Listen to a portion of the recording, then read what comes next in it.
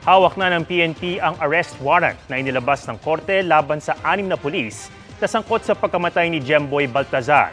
Murder ang kinakaharap na kaso ng mga pulis at hindi sila pwedeng magpiyansa. Yan ang tinutukan ni June Veneracion.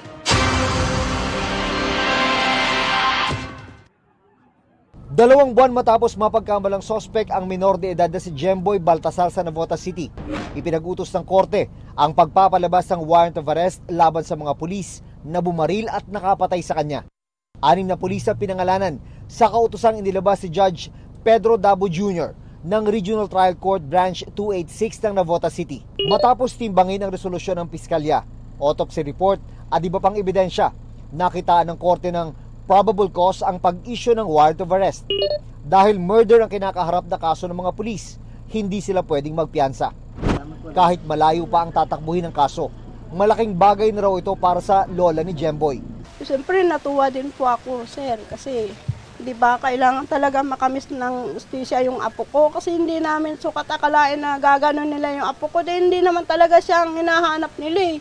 Ngayon pa lang may surrender feelers na raw mula sa mga pulis na nauna nang na-dismiss sa serbisyo. We are expecting that it will not be so difficult for us kasi sila na mismo yung nagsabing magpapasailalim o kusang loob na mapayapang susuko sa otoridad. Kung hindi tutuparin ng mga dating pulis na akusado sa kaso ng pagpatay kay Jemboy Baltazar ang kanilang pangakong sumuko, may naka-standby na raw ang PNP ng mga tracker teams para sila'y habulin at arestuhin.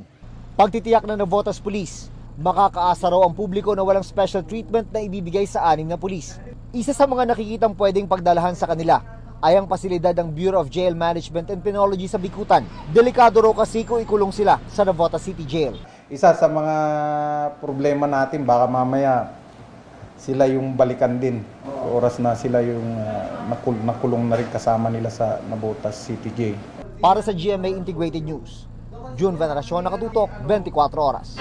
Mga kapuso, samahan nyo kaming tumutok 24 oras. Bisitahin at mag-subscribe sa GMA Integrated News sa YouTube. Sa mga kapuso abroad, bisitahin ang GMA Pinoy TV at www.gmanews.tv.